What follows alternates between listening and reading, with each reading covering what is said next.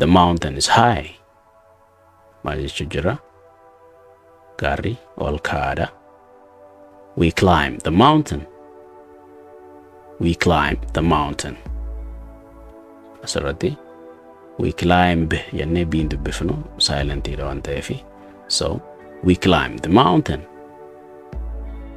We climb the mountain.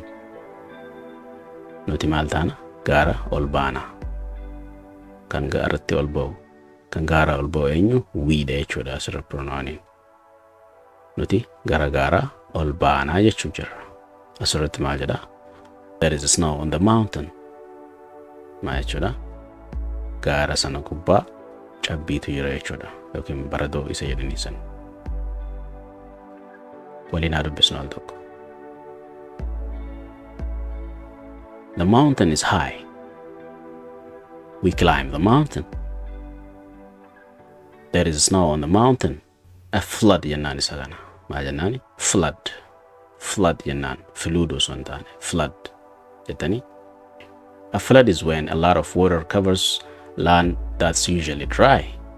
Kana jechuun flood yeroo jennu when a lot of water gaaf yeroo maal ta'u bishaan guddaan jechuudha. Covers yeroo haguugu jechuudha.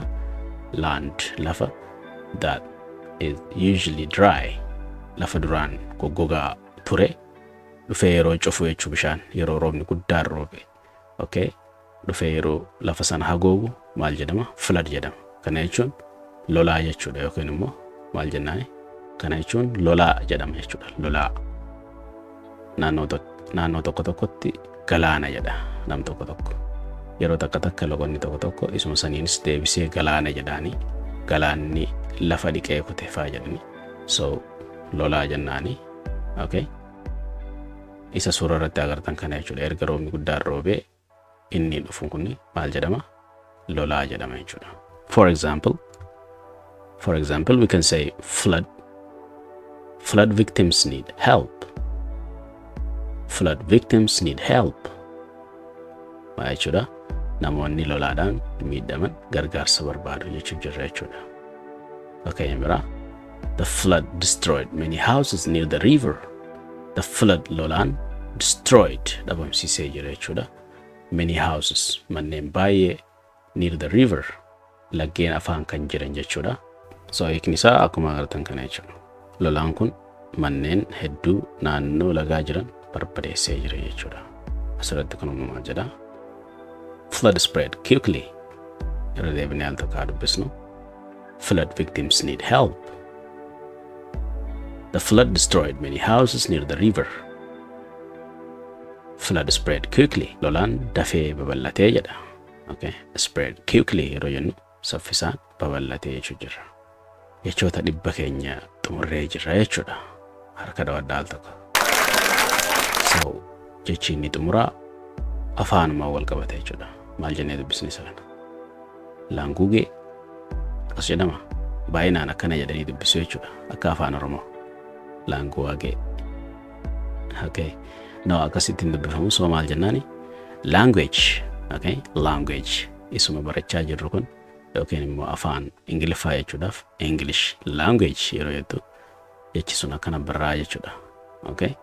Language is a system of words that people use to communicate. Kana jechuun afaan jechuun sirna jechoota kan uummanni walii galuun jechuudha. Jechoota of keessaa qaba. Okay, jechoota kanarra hundaa'uudhaan kan uummanni itti walii galu jechuudha. Waa'ee language ilaalchisee maal jechuu dandeenya? Language is a power. Okay? Language is a power. Yoo jette afaan humna. Okay? Afaan beekti taanaan. Okay? Waan baay'ee dandeesse, waan guddaa tokko dandeesse jechuudha. Okay?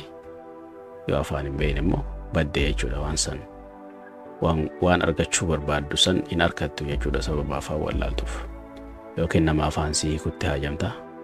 Yookiin immoo waan bitachuu barbaaddu takka sababa afaan san wallaalteef bitachuu dhiisuu dandeessa jechuudha. So baay'ee simiidha.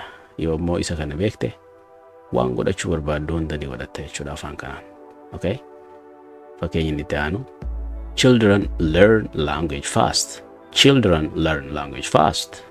Ijoolleen afaan saffisaan barti jechuudha. Okay, umriin teenya xiqqishoo yoo achi deemte dandeettiin afaan baruu keenya xiqqaachaa deema. Kana jechuun hin barru jechuu osoo hin taane akka gaafa ijoollee barru sanitti baruu xiqqoo ni ulfaata. Lafaatii guddaa barbaada jechuudha. New language is hard. New language is hard. New language is hard. Afaan haarooni maali? Ni ulfaata jechuu jirra. So al tokko keessa deebinee summarize waliin haa goonu. Waan jechoota kurnan boodarraa kana jechuudha. So jalqaba maalirraa kaane? Isa morning jettu kanarraa kaane. So keessa fiignee al tokko haa ilaallu. Morning jechuun early part of the day jenne ganama jechuudha. I wake up in the morning. Okay, waan baay'ee jechuu dandeenya. Akka fakkeenyaaf good morning jettee faanama ganama yeroo nagaa nama gaafattu jechuudha. Kan itti aanu afternoon kan jedhu barree. Afternoon means after 12 p.m. until the evening jechuudha. Yeroo sa'aatii 12 p.m. irraa kaasee hamma galgalatti jirtu maal jennaani? Afternoon jennaani. So maal jechuudha? Fakkeenyaaf I eat lunch in the afternoon. Maal jechuudha? Laaqana waaree boodan nyaadha jechuudha. See you this afternoon yoo siin jedhee waaree kana boodan si arga yookiin si qunnama jechuu jira jechuudha. San booda evening kan jedhu barree. The time after sunset, yeroo aduun lixxe booda evening jennaani jechuudha. Galgala jechuudha. Good evening my friend. Good evening bro yoo jettu. Okay. Akka moolte jettee nama gaafatu jirta jechuudha. Yoo hiriyaa keete my friend yookiin immoo bro yookiin brother jechuu dandeessa jechuudha. I study in the evening yoo jedhamu tokko galgalan qo'adha jechuu jira jechuudha. Akkasuma the evening is beautiful yoo jedhamu tokko halkan bareedaadha halkan kun jechuudha. So asirratti mas maal bara asirrattis kan barree night jedha. Night means the dark time between evening and morning. Yeroo dukkanaa irraa kaasee hamma bari'utti yeroo jirtu night jedhama. So I sleep at night an halkan irra jechuu barbaada. The night is quiet halkan qabbanaadha intas qabbaadha jechuu jirta jechuudha. Yeroo halkanii nama takka yoo adda baate good night jetta halkan gaarii siif haa ta'u jechuu jirta jechuudha. So kan biraa maal baranne cloud jenne duumessa jechuu akka ta'e ilaalle Ingiliffaadhaan it is white or grey mass in the sky. Okay, wanta adii yookiin immoo kalara grey kan suurarraa agartan kana kan qabu duumessa jedhamuun beekama. Maal jenne fakkeenyaaf the cloud are white. The clouds are white. Duumessi adiidha. Duumessi akkasii jechaati. Deemna fakkeenyaaf the cloud hides the sun. Nam tokko akkana jedhe duumessi aduu maal godhe ni cufaa jechuudha ni dhukkooysaa jechuu jirra jechuudha. San booda river jenneeti isa kana laallee river means a large stream of the water. Bishaan guddaa deemu jechuudha. Kan addan jenne jechuudha. Okay, nam tokko amma the river is deep yoo jedhe lagichi gadi fagoodha jechuu jira jechuudha. We swim in the river. Nama bishaan daaku yoo taate we swim in the river nuti laga ni daakna jechuu jirte jechuudha. The river flows fast yoo jedhe nam tokko bishaan saffisaan maalta lagni saffisaa yaa jechuu jira jechuudha. Kan itti aanu lake waan jedhamu laalle. Lake means area of water. Lake means a large area of water surrounded by maal jenne land lafa bishaan guddaa lafa tokko qabatee lafaan marfamee jiru jechuudha. Suni jechuun haroo jechuudha. So the lake is big yoo jedhamu tokko haroon sun maal jechuudha guddaadha jechuu jira. Akkasuma we go to the lake on Sunday. We go to the lake on Friday jechaa deemu jechuudha. Okay, sagantaa ta'e ibsuu barbaadde dilbata haroo san hin dhaqaa yookiin immoo sanbatan haroo san dhaqaa maal jettee waan baay'ee jechuu dandeessa jechuudha. Mountain means a very high hill jenne lafa haalaan ol ka'aa ta'e yookiin immoo gaara jennaani jechuudha. Gaara jechuun mountain jechuudha. So the mountain is high yoo jedhe nam tokko gaarri ol ka'aadha jechuu jirta jechuudha. Okay, we climb the mountain yoo jenne nuti gaara ol baana jechuu jirta jechuudha. Okay, boodara maal ilaalle flood waan jedhu ilaalle jechuudha. A flood is when a lot of water covers land that's usually dry jenne lafa yeroo baay'ee gogogaa turte dhufee yeroo bishaan irra guutu lolaa jedhama jechuudha. Flood jennaan Ingiliffaani. Okay, flood victims need help. Yeroo takka roobni guddaan roobee yeroo manaa fi nama lafarraa xaragu maal jennaani? Okay, inni sun maali? Flood jedhama jechuudha. So victims jechuun miidhamtoota jechuudha. So flood victims need help. Miidhamtoonni okay lolaadhaa yookiin galaana maal ta'anii maal barbaadanii? Help, gargaarsa barbaadu jirra jechuudha. Waan biraa maal jennee? The flood destroyed many houses near the river. So maal jennee? Lolaan manneen naannoo lagaa jiran dhabamsiisee jira jennee. Qatti aan maal jennee? Flood spread quickly. Flood spread quickly yoo jennu maal jechuu jirra? Lolaan saffisaan babal'ate jechuu jirra. So xumura irratti maal ilaallee? Language ka jedhu ilaallee. Language means a system of words that people use to communicate jenne. Kana jechuun afaan jechuudha gabaabumatti. Kana jechuun afaan jechuudha. So sistema yookiin immoo sirna jechoota kan namoonni ittiin walii galu jechuudha. Okay, jechoota irratti kan hundaa'e jechuudha. Language is a power yoo jedhamu tokko afaan maali? Jabina yookiin immoo quwwaa kan arabni jettuun san jechuudha. Afaan humna isa jedhamu jechuudha. Afaan keenyaanis afaan humna isa jedhamu san jechuudha. Okay, children learn language fast yoo jedhamu tokko ijoolleen afaan saffisaan barti jechuu jirra jechuudha. Ijoollee qofaatu afaan bara jechuu osoo hin taane saffisaan namni afaan baru gaafa umriin ta'e xiqqooti jechuudha. Xiqqishoo guddate dandeettiin ta'etis maal taati? Dadhabaa deemti.